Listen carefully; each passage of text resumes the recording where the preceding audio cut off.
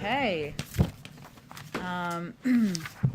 Just one item for all of you at the top, and I just have a hard out at 5 of, but I think we can get around to everybody in the room. Today, the president spoke with the New York City Mayor Eric Adams to express his heartfelt condolences and offer his support following yesterday's devastating fire at a Bronx apartment building, which took the lives of at least 19 people. In the wake of this terrible tragedy, the president wanted to reach out to offer comfort and also offer support in case there's anything the mayor needs. Our hearts go out to everyone who was impacted, and we're very appreciative of the heroic work of the first responders who were on the scene so quickly. I know some of you have asked about assistance. I'm not aware of any requests for federal assistance, but of course we will let you know if there's anything to share, and we will remain in close contact with leaders there as well. With that, Zeke, why don't you kick us off? Thank you, Jen. Starting with the talks in Geneva right now, has the president been briefed on the round of negotiations of the past couple of days, and what is the current U.S. government assessment of Russian intentions when it comes to eastern Ukraine? Well, the president meets, as you know, regularly with his national security team, members of his national security team, as he did this morning. I don't mean a formal NSC meeting. I mean the regular PDB meeting where he receives regular updates. As you know, those talks just ended late this morning. I think you probably have all seen Deputy Secretary of State Wendy Sherman did a briefing following the conclusion of those as well. I would just reiterate some of the points that she made, of course, that these talks were frank and forthright, and there was a discussion from the U.S. side of what our expectations are, and a reiteration of what you've heard the president say and what you've heard many officials from the United States say, which is that there are two paths for Russia to take at this point, for President Putin to take. He can take the path to diplomacy. There's 2 more rounds of talks this week. We've seen them as a package of 3, which I think they also reiterated from their side, or there's a path of escalation. We are certainly hopeful that the path to diplomacy is the path that they will take. There are, of course, a range of topics discussed during that meeting, including a reiteration of what is at stake should they decide to move forward and invade Ukraine. In terms of an assessment of where they stand, I would really leave that to the Russians to articulate. We can't give an assessment of that from here, and Deputy Secretary Sherman did not as well.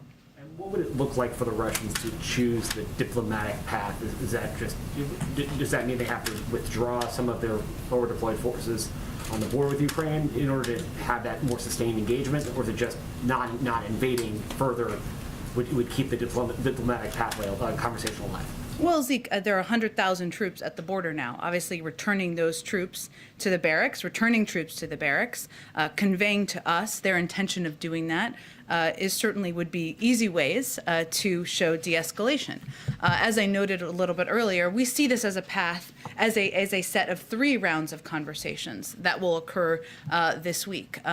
As you've heard many of our national security officials state, but I will reiterate from here, no talks about Europe without Europe, no talks about Ukraine without Ukraine, and that is certainly our mentality. So we are moving forward with the other 2 rounds of talks and discussions here, but absolutely the aggressive action, the bellicose rhetoric came from the Russians, so they have the ability and the power to de-escalate.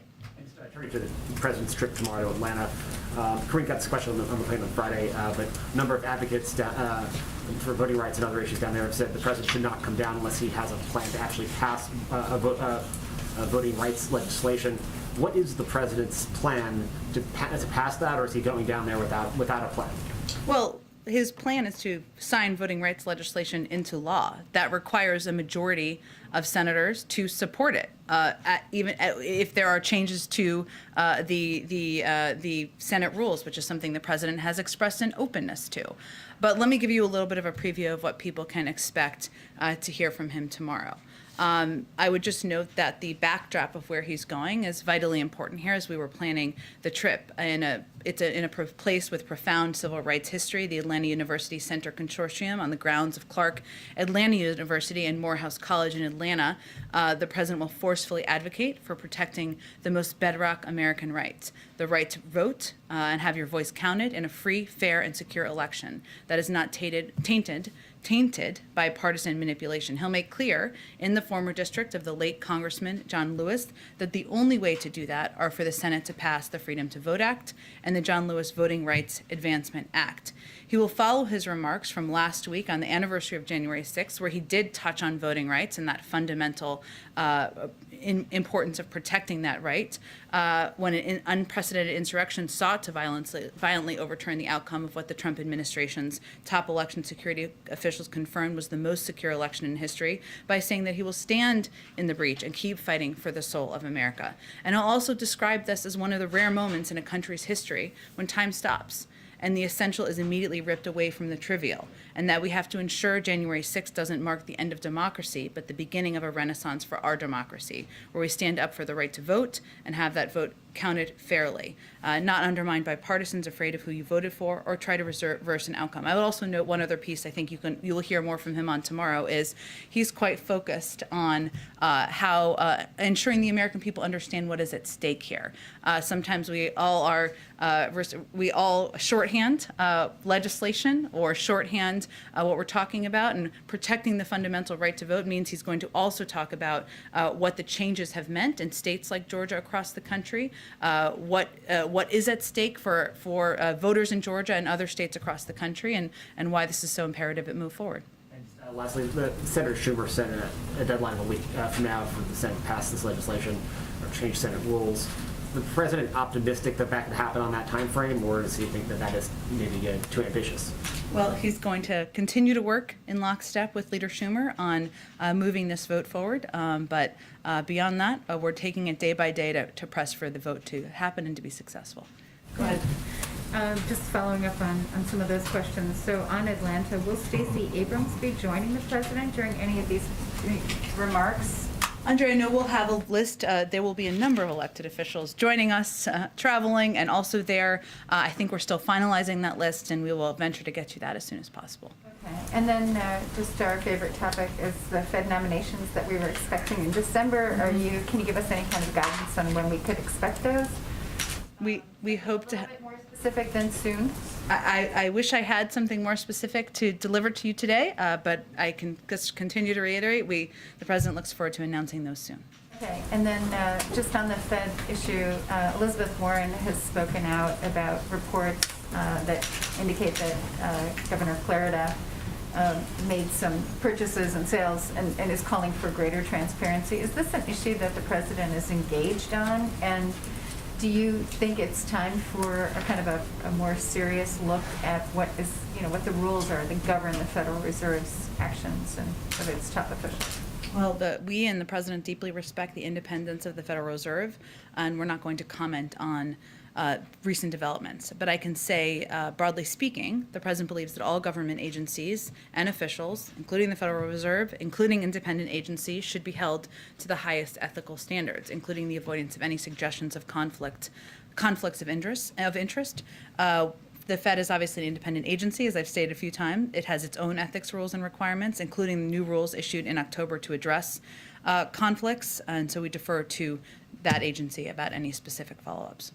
And just to follow up on the issue, on that issue with the Fed, so I understand it's an independent agency, but if an independent agency if officials at an independent agency are not following the rules to the letter, or if those rules don't seem like they're covering the whole thing, is it time to take a closer look, even beyond what happened in October? Well, again, Andrea, I think the president respects the independence of the Federal Reserve. I just noted that they have their own ethics rules and requirements. They put new rules in place in October. I point you to them, but the president's expectation that all government agencies and officials, including independent agencies, are held to a high standard, with high ethical standards, avoiding conflict of interest speaks for itself. One more question on COVID. So we know that the rapid test contracts have gone out, but they've gone to companies that basically procure materials as opposed to companies that are manufacturing the tests. Are you satisfied that there's adequate testing, manufacturing capability in place and going to procure the tests? Well, let me give you a little bit of an update on kind of a couple of timelines, or updates on timelines, I should say, on where things stand. We're working closely with manufacturers and distributors to understand what they can ship and by when, as well as actively working through the timelines for distribution. As you kind of touched on there in your question, there are several components of this. So we want to ensure that there's not only that physical test, but the ability to distribute them, which is what we're working through right now. We expect that the contracts are structured in a way to require that significant amounts are delivered on an aggressive timeline, the first of which should be arriving early next week. We expect to have all contracts awarded over the next 2 weeks, and then Americans will begin being able to order these tests online later this month. We also expect to have details on the website, as well as a hotline later this week. So these are all components that we're working through and working to expedite as quickly as possible. On the hospitalizations, which are now at a record level, is there anything that the federal government can do to augment the capacity of hospitals, which are now having to cancel selective surgeries, I think, in something like more than half of U.S. states? Is that something where DOD could come in with mobile field hospitals, perhaps, to just offer additional capacity? Well, we actually have deployed a number of resources to surge resources over the course of the last several months. We will continue to do that, and we're working with local health authorities, state leaders, local leaders to determine where there are the greatest needs. But we have deployed a range of resources, many of them through FEMA, to ensure that local communities who have higher surges or needs in different ways, I should say, have resources from the federal government. Go ahead. On the kind of nascent bipartisan talks related to kind of a more scaled-back, targeted approach on the Electoral Count Act, your colleague, Mr. Bates, was quite definitive that wasn't really an option the White House was pursuing right now. It certainly was no substitute, I think, to use his words. As part of the reason for being so definitive on that is that you don't want an off-ramp for two Democratic senators in particular to point to instead of considering a rules change to the Senate. I've always known my colleague, Mr. Bates, to be definitive. I don't know if you all experienced that as well. But I think what our position is from here, and what the position of many advocates for voting rights and many Democrats on the Hill is that it is not a substitute. And we should not treat it like a substitute, because the two bills that the president will talk about tomorrow have essential components of them that will protect people's fundamental rights, expand access, ensure that people know that when they vote, it will count and not be overturned. And we want to be very clear with the public that it is not a replacement or a substitute. Senate Minority Leader Mitch McConnell has declared war on this effort over the course of the last several weeks on the Senate floor. His office put out a lengthy memo last night that said, in part, Democrats will try to use, quote, fake hysteria to break the Senate and silence millions of Americans' voices so they can take over elections. The president's been a little sharper towards Republicans. Do you have a response to that memo, and Leader McConnell? It is pretty ironic. If making it more difficult to vote is not silencing the voices of people, words that Senator McConnell used, I don't know what is. I also think it's important to note here, if you look back at Leader McConnell's record from the past, he has a pretty strong record of supporting voting rights. And what has changed? That's a question for him, less for us. But I will give you a few examples. 2004, Leader McConnell. I cannot think of any reason why anyone on either side of the aisle would oppose the protection of the franchise of all Americans. 2006, the Voting Rights Act of 1965 represents one of this country's greatest steps forward. Obviously, I rise today in support of its reauthorization. Again, 2006, he wrote in his memoir that he was overwhelmed to witness such a moment in history when the Voting Rights Act passed in 1965. So I use those examples to remind people that this should not be a partisan issue, protecting people's fundamental voting rights, that people should be protecting them and standing up for Americans of all political stripes. That is what we are working to do. And what we're talking about here is fighting against the big lie that was perpetuated after January 6th around January 6th, I should say, by far too many Republicans in Congress, and it has resulted in states across the country putting in place more laws that are making it more difficult to people to exercise their rights. We don't think that is right. We don't think that is a political issue. It is a fundamental right in this country, and it should be. One more, just on Build Back Better, because I have to ask about that at the press briefing. Look, I understand you guys can walk and chew gum at the same time, but in talking to Democrats in both chambers, some over here as well, there's just not a lot of sense that the conversations you guys have said are ongoing right now are going at a pretty significant clip or are substantive at this point. So where are you guys, and what are the next steps here? Well, our conversations are continuing behind the scenes at a staff level. And I can assure you that, and assure the American people, that the president is going to continue to press to get Build Back Better done, to ensure that we are lowering costs for Americans across the country. Most importantly, to ensure we are lowering costs for Americans across the country on child care, on elder care, on health care, addressing the climate crisis. We know that we need 50 votes in order to get that legislation done, and we need to figure out what that looks like to get that legislation done. But those conversations are happening behind the scenes, and the president remains absolutely committed to lowering costs for the American people. Go ahead, Kelly. On voting rights, when you do hear the criticism from some advocates about don't come without the plan, or others who say the president has not been personally enough involved, as he heads to this, does he feel he has the political influence to be the tipping point this week? Well, Kelly, it's a hard question to answer, because really what we're talking about is whether we can get enough votes in Congress to get this done. And that's why I think it's important to note that the president will talk about this as a fundamental right for all Americans, something that there has been a history of supporting from both sides of the aisle, something that the public should expect and demand from their elected officials to support. I think we would dispute the notion that the president hasn't been active or vocal. He's given a range of speeches. He's advocated for voting rights to pass. He said it is a fundamental priority for his presidency, and he has agreed with his vice president that she would lead this effort. We understand the frustration by many advocates that this is not passed into law yet. He would love to have signed this into law himself, but tomorrow is an opportunity to speak about what the path forward looks like, to advocate for this moving forward in the Senate. Can you speak to the role of the vice president tomorrow and what she will be talking about and how that relates to the president's message? Absolutely. The vice president, of course, has an important role to play here as the person who is leading this effort and will continue to lead this effort from the administration. She has worked to date to help build a groundswell of support, something that many grassroots advocates have been working on for many years now, but she has met with a number of these advocates. She has engaged, and she's going to continue to speak about voting rights across the country. In terms of the preview of her remarks, we're not quite there yet.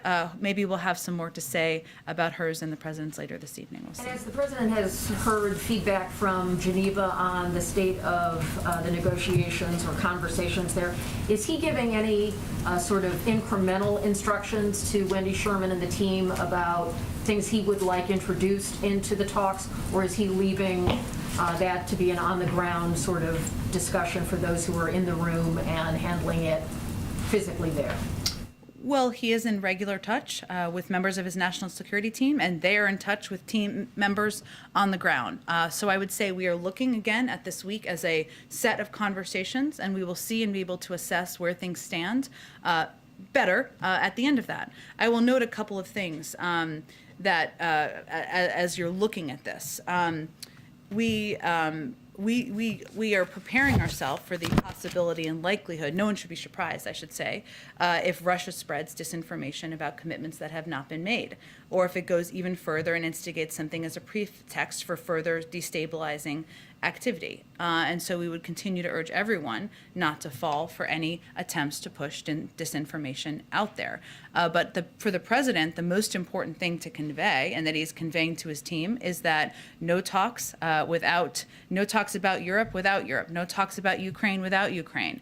We had these discussions with the Russians today. There are important conversations that will be happening on the 12th in Brussels and the 13th in Vienna. And this is just one part of a three-set series of discussions happening this week. Go ahead. Oh, sorry, Peter, I'll come back to you. I'm sorry. Go ahead. Thank you very much. Can I ask you for the latest on the Chicago schools closure dispute? The governor announced over the weekend the availability of tests. He previously sought the administration's help in procuring tests. Can you say whether the 350,000 they procured involved federal involvement at all, and whether those talks are ongoing? And broadly, do you have any message to both the Chicago Teachers Union and the mayor of Chicago on what you hope to see there in the coming days? This, of course, is the fourth day in a row without any Well, I would say first that we are in regular touch with the governor and his team and the mayor as well, so we can continue to convey, have those conversations behind the scenes. We have been very clear, publicly and privately, that we want to see schools open.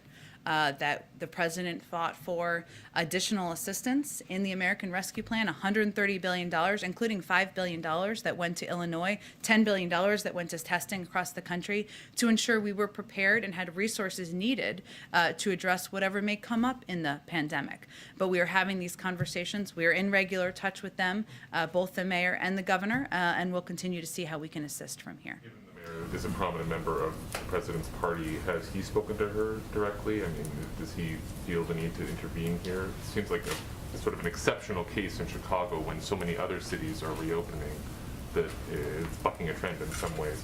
Well, I'm not going to obviously speak for the mayor, but I think the mayor has also conveyed what her view is here as well. The president's view is that schools should be open across the country, and more than 95% are across the country. That the mental health impact on kids of not having schools open is very harsh and hard, and he does not want to see schools closed across the country. So that there's no secret about that. That continues to be what he states. That's why he fought for funding, and we will continue to be in touch with local leaders in Chicago to work to get their schools open. Jake Sullivan had a statement over the weekend with regards to Iran and sanctions that alluded to threats against American officials. Should we interpret from that the U.S.'s intelligence that there have been threats in particular against Trump officials who were involved in the Soleimani strike? Well, I'm not going to get into intelligence here from the podium, but we've certainly seen concerning public rhetoric from Iranian officials about individuals from previous administrations, even before sanctions from this weekend.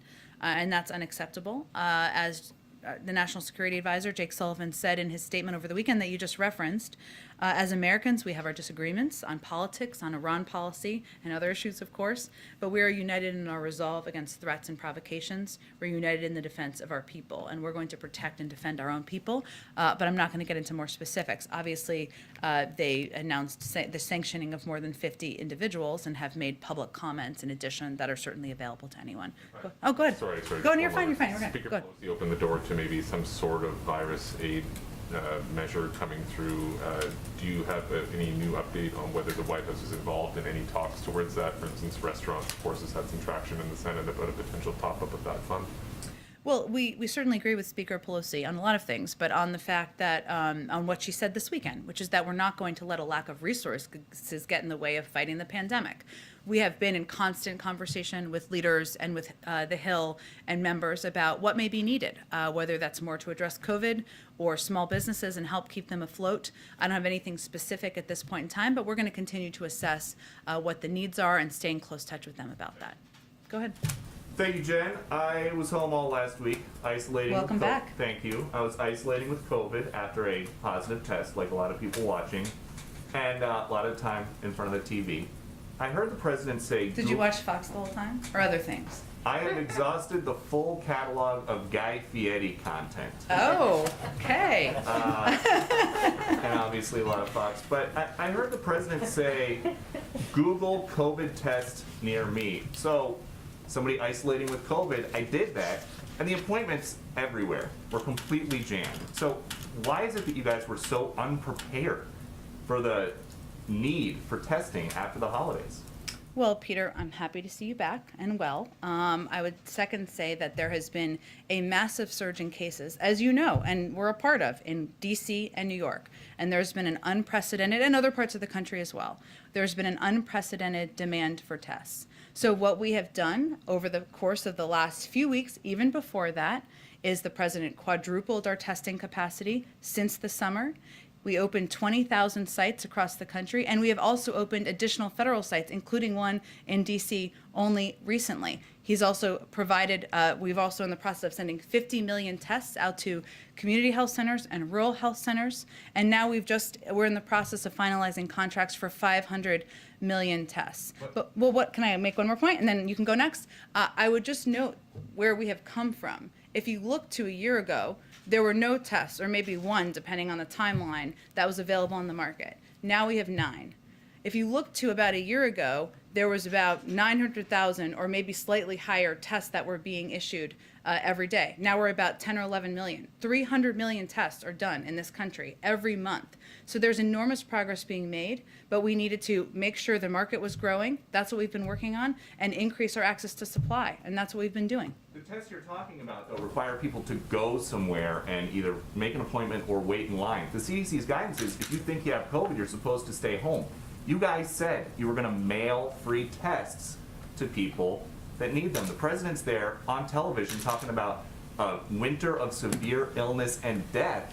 While he's saying that publicly, why weren't you guys doing more to prepare for the winter? Well, Peter, everyone decides where they're going to go get a test, and we make a range of options available. You can also purchase tests online. Later today, we'll have more details on how 150 million Americans who have health insurance can get reimbursed for tests. So we'll have more details on that later. The 500 million tests I noted, and I give you a little bit of an update on the timeline. We'll have more on the website later this week. So our steps and our process from the beginning has been expanding access to free tests to make it easy and more accessible for Americans, and we're going to continue to build on what we've done to date. But the president talked about a winter of severe illness and death. At the rate you guys are going, these tests are not going to be available until spring. So will you admit that these free tests you guys promised are not going to be ready until after the Omicron surge? I think I gave an update earlier that we'll start to have tests out the door in the coming weeks, very soon. And Okay. again, that's not the only place people can get tests. There are a range of ways people can get tests online. Again, you'll know more about how you can be reimbursed for those tests from here. Go to different sites. There are federal sites opening up all around the country. And we understand that you guys plan to rely on the Postal Service to send out these free tests whenever they're ready. But the Postal Service says they're going to have a staffing shortage because of your vaccine mandate. So would you pull back on the vaccine mandate if it meant getting people these free tests sooner? The Postal Service also delivered 98, 99% of packages on time in advance of Christmas. And their leaders have also said they're eager to take on this challenge. So we welcome that, and we're looking forward to working with them to get these tests out to the public. And I understand that the science says that vaccines prevent death. But I'm triple vaxxed, still got COVID. You're triple vaxxed, still got COVID. Why is the president still referring to this as a pandemic of the unvaccinated? Well, I think, Peter, there's a significant difference between, and you just experienced this, and not to expose your public health experience, but I can speak to mine as well. I had been triple vaxxed. I had minor symptoms. There is a huge difference between that and being unvaccinated. You are 17 times more likely to go to the hospital if you're not vaccinated, 20 times more likely to die. And those are significant, serious statistics. So yes, the impact for people who are unvaccinated is far more dire than those who are vaccinated. Will the president update his language at some time to be more reflective of the fact that people who are triple vaccinated are catching and spreading COVID? I think the president has said, as have we a number of times, that there will be breakthrough cases. There will be people who get COVID here at different media organizations, at companies around the world, around the country, who have been vaccinated. But there is a significant difference between being hospitalized or dying and being vaccinated with more mild symptoms. And then last one, you guys have been very aggressive countering COVID misinformation. So what do you guys think about COVID misinformation coming from the Supreme Court And Sonia Sotomayor's false claim that over 100,000 children are in serious condition, many on ventilators. Well, I'm not going to speak to Supreme Court arguments or statements made in those arguments, but I will tell you that what is at stake here is our effort to protect health workers and, most importantly, protect patients with the CMS rule, and also to make workplaces safer with the OSHA rule, which we have confidence in our legal argument for. So I will leave it to them to decide, but that's what's being argued now. Go ahead. I know getting ahead of the president before a major speech is one of your favorite things to do. That being said, I'm going to try this question anyway. You mentioned that over the past year, President Biden has expressed more openness about taking a look at filibuster rules, especially when it comes to voting rights. Is that a topic you expect him to directly address tomorrow and get into? Yes. Is there an announcement in terms of whether he'll be more forceful or whether he'll have any specific thing to say other than I'm open to the idea? The president has spoken to this issue a number of times, as I've said before, including as recently as December, where he said that if that is how we get this done, I'm open to that. But again, he's working on his speech. You'll have to tune in tomorrow and see what he has to say. Has he had any specific conversations with senators about this legislation, about a rules change in the past couple of weeks? We're in regular touch at a range of levels with senators. I'm not going to detail those further. And then last question, any response to a recent statement from Senator Sinema's office indicating she would not be in favor of changing the rules in dealing with these two pieces of legislation? Look, I think that everyone is going to have to take a hard look at where they want to be at this moment in history as we're looking at efforts across the country to prevent people from being able to exercise their fundamental rights. Go ahead. Jen, in previewing the president's speech earlier today, you said that he will forcefully advocate for the voting rights. Last week's speech on January 6th, the president's speech then was viewed as pointed and forceful. In terms of the tone of tomorrow's speech, should we expect something along those lines? Well, I would say that the president will certainly be clear about what is at stake here and how important it is to protect people's fundamental rights across the country. He felt that speaking to this warranted a moment where he was going to give a full speech on it. That's exactly why he's going to Georgia, a place with enormous history on civil rights issue, unfortunately enormous recent history on efforts to suppress the vote. So that is why he's going there. But January 6th, it's all connected in his view, was certainly a day where he needed to speak very clearly about the role of his predecessor. And just one on COVID, could you expand just a little bit about on what the president said last Friday when he was asked about controlling COVID? When he mentioned the new normal, was he moving away from his campaign pledge of shutting down the virus or changing the messaging at all about COVID-19? What he's referring to is the fact that we have now, we're in a different place than we were a year ago. More than 200 million Americans are vaccinated. More than 71% are fully vaccinated. More than 80%, or a little higher than that, have had a first dose. We have a range of tools at our disposal, including antivirals and other treatments. So we're going to continue to expand that, but we are in a different place than we were a year ago. Go ahead. Does the president feel that forceful speech that he gave last week, does that raise the bar for getting something done? I mean, he's been talking about this for months. He had a speech in July in Philadelphia. Nothing's happened. Has he basically raised expectations here? About giving good speeches or about? Voting reform. I think he believes the stakes should be raised. He wouldn't be going to Georgia tomorrow, a place where there is enormous history of civil rights leaders, of his friend John Lewis advocating for fundamental rights, including voting rights, if he wasn't ready and prepared to elevate this issue and continue to fight for it. The administration has said that schools have the resources to remain open, yet we're seeing closures, including Chicago. There's still a lot of teachers staying away, either due to illness or fears, other school personnel. So what is the White House prepared to do in the event of other school closures due to lack of personnel? Well, I think it's important to note that more than 95% of schools across the country are open. And in part because of the resources that they were able to receive from the American Rescue Plan. It enabled them to hire more bus drivers, maybe hire more teachers, put in place additional mitigation measures, many secured testing contracts to ensure that there could be regular testing at their schools. There are some parts of the country where all of those resources haven't been deployed yet. Of course, the Department of Education will continue to work with them, and our Department of Education has also taken steps far in advance of the last few weeks to work with states on anticipating and preparing for labor shortages. So we are in touch at every level. What our position continues to be is that schools need to be open. We are on the side of schools being open. We believe that there are the mitigation measures, the steps, and the resources to do exactly that. Go ahead.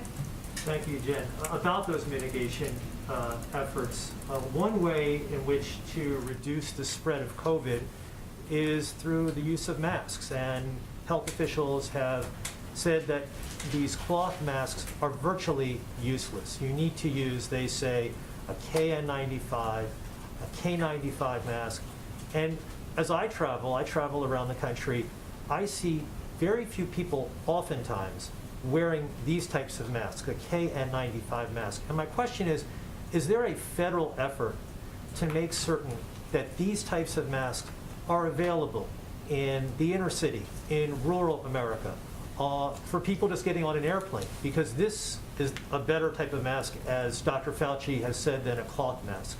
Well, I would just note that the CDC guidance continues to be a well-fit mask is the best mask to be wearing. They haven't changed that guidance as of now.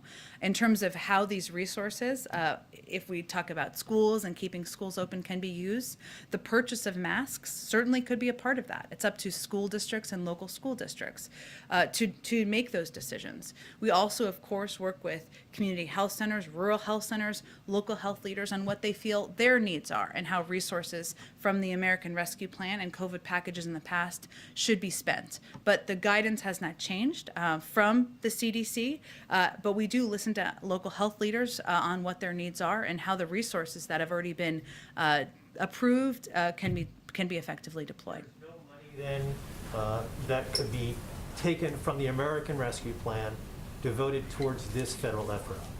I don't think that's what I said. I think. Sure. Well, $130 billion of the rescue plan was for schools. That can be used in a range of ways. And so some of that money has not even been spent yet. It is all in states, but I think there's an allowance for that. But I can certainly check if there's more specific measures. I just think it's important to note that the CDC has not changed their guidance on masks. Talks that took place in Geneva today between the U.S. and Russia. The last time that President Putin spoke about this impasse that exists was during his end-of-the-year press conference. And during that end-of-the-year press conference, President Putin said, the ball is in the U.S. court on this particular issue, which is different than what you said when I asked you that same question in early December. Do you disagree with that contention that the ball is in the U.S. court here? Well, I think it's not just about me disagreeing. The facts disagree with that. Russia and President Putin has built up a troop presence of 100,000 troops on the border of Ukraine. They have used bellicose rhetoric. It is up to them to determine if they are going to de-escalate. If there is a diplomatic path forward, that is a path forward that remains open. But certainly, it's up to President Putin to make those choices. I just want to get to everyone, so let me try to jump around to everyone before I have to go. Go ahead. Thank you, Jen. Just two quick questions. I wondered, a group of congressional Democrats wrote to the White House urging the president to use executive power to essentially use the Defense Production Act to manufacture enough rapid tests so that Americans could each take one test per week. I wonder if the White House had any response to that, and if they think that is, an achievable goal, something that they would shoot for, or just any response to that letter.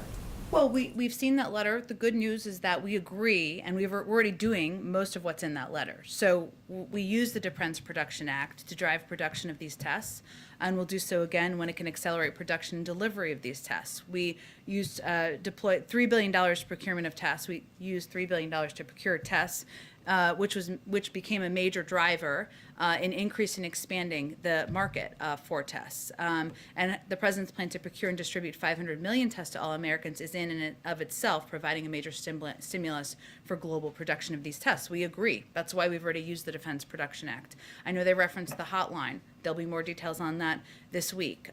Our objective here is to expand access to free public testing, as is referenced there. We're already in the process of sending 50 million rapid antigen tests directly to federally qualified health centers. I know they referenced that, and to rural health clinics. And we're publishing guidance, as I noted.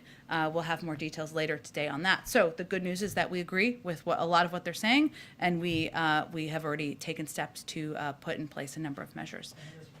You mentioned to follow up on the Chicago schools issue. You mentioned that the administration has been in touch with the mayor and the governor. Has anybody from the administration been in touch directly with the teachers union? And if not, why? We are in touch regularly with the teachers union and have certainly been, but I don't have any more details. Go ahead. Thank you. A couple quick questions here. I know you don't want to weigh in on ongoing litigation before the Supreme Court, but not long ago in this room, the Surgeon General told us that COVID misinformation was a public health threat. I'm wondering if the White House is at all concerned, given Supreme Court Justice Sotomayor's remarks about the Omicron variant, that maybe the danger is being overhyped and your message is not getting out? I think I just addressed this. Didn't I answer this question? Are you worried that there is misinformation that is being spread, so much so that even a sitting Supreme Court justice has an inaccurate picture of things? Again, I'm just not going to weigh in on a specific legal argument made in the court. And then I know you've been asked several times about Chicago. You've said it here, you've said it before. The president clearly wants schools to be open. There's been money that's been allocated. Can we expect that the president will be more aggressive and use the bully pulpit to tell teachers unions in Chicago to get black in the classroom? I mean, this is the nation's third largest school district. Well, again, I would note the president has been very clear, as we have been clear. We are on the side of schools being open. That is why he advocated for funding in the American Rescue Plan, and we will continue to convey that clearly because he believes the mental health impact on kids could be dire, and it is imperative that kids are in the classroom. More than 95% of schools across the country are doing exactly that, and we're hopeful that will continue to increase. One more, yeah. Quickly. In December, you and I talked about the Afghan women who had been honored here at the State Department. Sources are telling us right now currently that some of these women are being told that before they can apply for refugee status, they need to leave the country. And if they do that, though, the odds are good that their bank account will be seized, and that process is a 2-year-long process. Are there any additional resources that are going to them currently? I know it's a challenging situation and it's in flux, but is there anything more you can tell us about trying to get those? Let me check on more specific details. Obviously, the State Department is overseeing all of our programs, and we're continuing to work to get more people out, but I will see if there's more details on this, and I'll ask them specifically. Go ahead, and then way back. Thank you. I wanted to ask you about India-US relationship. What is on President's agenda for this year when it comes to the world's two largest democracies, India and the US? Well, as you know, back in September, the president hosted President Modi at the White House, and their meeting was about launching a new chapter in the history of the U.S.-India relationship.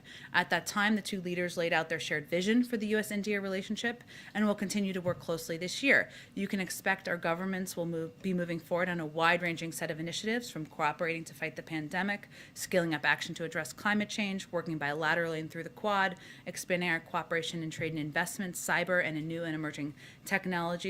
And continuing to talk about, and as always, we are focused on strengthening the deep ties between our people and our shared democratic values that underpin the relationship. But obviously, we're going to continue to build from here.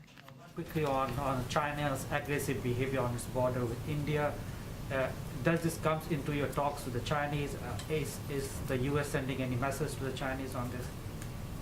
Well, we continue to closely monitor the situation. We continue to support dialogue and peaceful resolution of these border disputes. We've been pretty clear how we view Beijing's behavior in the region around the world. We believe it can be destabilizing, and we're concerned by the PRC's attempt to intimidate its neighbors.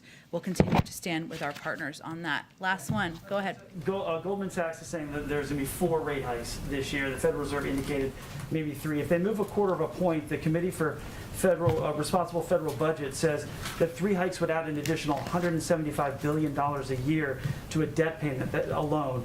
So does this change the thinking of the White House in terms of how much spending the president wants to do as the rate hikes start to come in? Well, first, I always like to say monetary policy is the purview of the Federal Reserve, and we respect their independence. Interest rates have been, kind of as you touched on there, at historically low levels during the pandemic. We always knew that as the economy recovered and gained strength, interest rates would rise to more historically typical levels.